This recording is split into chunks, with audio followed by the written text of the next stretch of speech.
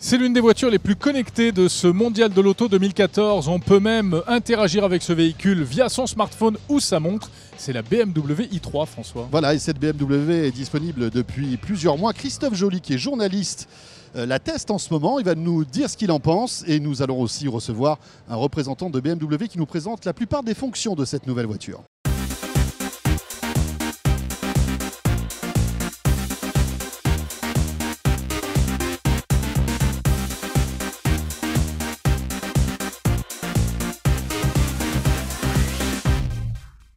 J'ai tout de suite téléchargé l'application qui permet de s'assurer que la voiture est bien verrouillée. Alors moi je suis un malade de ça, donc je crois toujours avoir oublié. Ce qui reste que autonomie. Vous pouvez programmer à distance la recharge de la voiture, programmer la climatisation si jamais vous êtes en été par exemple et vous rentrez dans une voiture fraîche. Excuse-moi, je te coupe, mais programmer la mise en route de la recharge. Parce que c'est vrai que certains comptes et EDF permettent de bénéficier de tarifs à heure creuse à partir de 23 h. Donc là, tu peux te dire, bah voilà, ma voiture se met à se recharger à partir de 23 h. Voilà, 23 h ou 2 h pour avoir le tarif le plus avantageux, sachant globalement, ça coûte 1 € pour 100 km. Donc c'est quand même d'un coût bien inférieur à ce que ça coûte en thermique. Hein. Voilà, on a la possibilité de paramétrer les heures creuses, dont son portail Connected Drive. Et lorsqu'on va commander la voiture pour qu'elle se recharge, le système va automatiquement prendre en compte les heures creuses que j'ai paramétrées pour profiter au maximum des heures creuses pour recharger. Et voilà, et ce qui va rester à recharger en heure. 1 € 100 km, ça c'est on va dire en tarif réduit la nuit, c'est ça à peu près voilà, c'est globalement. Le prix de revient. Il faut compter 2 € le plein. Ouais. Rappelons juste combien coûte la même chose avec de l'essence ou du diesel. Moi, ma voiture va coûter un peu moins de 10 €. C'est ça. Voilà, donc c'est. Ah oui, une consommation énergétique divisée par 10. Oui, mais la voiture à l'achat coûte quand même un certain prix. Hein. Elle est à quoi? Plus de 30 000 €, c'est ça? La mienne a coûté un peu plus de 40 000 €. Ah oui. Elle coûte. Christophe a pris toutes les options. Oui, sauf que le cinéma. Il a la centrale électrique derrière qui le suit. Il y a un placement dans le réalité augmentée.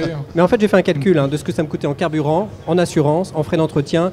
Ça me coûte le même prix que ma voiture précédente, qui était un break diesel familial. Voilà. D'accord. Et bon, alors ça te coûte à peu près le même prix. Il y a des aides aussi, je crois, non? Il y avait un bonus de 6 300 € à l'époque, oui. Je ne sais pas où on en est aujourd'hui d'ailleurs. Et alors, la particularité de cette voiture, c'est qu'on peut faire des tas de choses avec les deux objets que vous avez apportés ici. Exactement. Des choses qu'on connaît, un smartphone et donc une montre connectée. Donc, en l'occurrence, c'est une montre Samsung, ça, non? Exactement. Ouais. Donc sur le smartphone, effectivement, on va pouvoir retrouver. J'allais dire, c'est vous qui l'avez, mais c'était un peu méchant peut-être. L'application donc My BMW e-Remote, sur laquelle je vais pouvoir donc dialoguer avec mon véhicule. Ouais. Donc on va pouvoir retrouver ici. Alors, voilà, je vais retrouver l'empreinte. On va voir donc l'état de charge de la batterie, l'autonomie restante, ce qui est fondamental pour un véhicule électrique. À tout instant, je vais pouvoir consulter donc l'état de charge de ma voiture et savoir si je peux me rendre dans telle ou telle destination. La voiture est tout le temps connectée? La voiture est tout le temps connectée, effectivement, qu'elle soit branchée en recharge ou non. Mais donc alors par exemple, Christophe, chez toi, quand tu arrives, elle se connecte en Wi-Fi ou est-ce qu'elle capte le réseau parce qu'elle a une carte SIM? Voilà. Il y a une carte SIM à l'intérieur. La voiture est équipée en sortie d'usine, exactement, d'une carte SIM 3G. Et c'est via cette carte SIM qu'elle dialogue en permanence. L'idée, c'est que la connectivité fait complètement partie du service de mobilité du véhicule. On ne peut pas envisager une mobilité électrique sans connectivité. Et donc, clairement, ces services de connectivité sont sur toute la durée de vie de la voiture et sans usage pour l'utilisateur. Donc il n'a aucun frein dans le fait de vouloir interroger le statut, etc. Alors là, j'ai perdu ma voiture. Je voulais montrer ce que ça donne sur la montre connectée. Mais alors, voilà, donc ici sur la montre connectée, donc on est ici par exemple sur le menu d'accueil. Et donc on va retrouver un écran similaire, mais un petit peu simplifié. On va retrouver donc les informations essentielles que sont le niveau de charge de la batterie et mon autonomie. Je peux également... On peut imaginer avoir plus d'informations bientôt. Voilà. Parce qu'elle est connectée, on peut imaginer des mises à jour et des nouvelles fonctionnalités. Est-ce que Christophe, tu as remarqué de nouvelles fonctionnalités qui étaient arrivées sur la voiture? Non, mais je pense que la connectivité, en fait, on s'en sert pas autant qu'on l'imagine. Moi, récemment, j'ai découvert la fonction Street View qui vous permet sur l'écran de voir la photo de l'endroit où vous allez vous rendre. Alors j'ai vu ma maison, je suis super content sur Street View, mais dans les faits on s'en sert assez peu. La connectivité ça sert surtout à quoi? Pour l'infotrafic, pour la météo éventuellement si vous en avez envie, je m'en sers assez peu.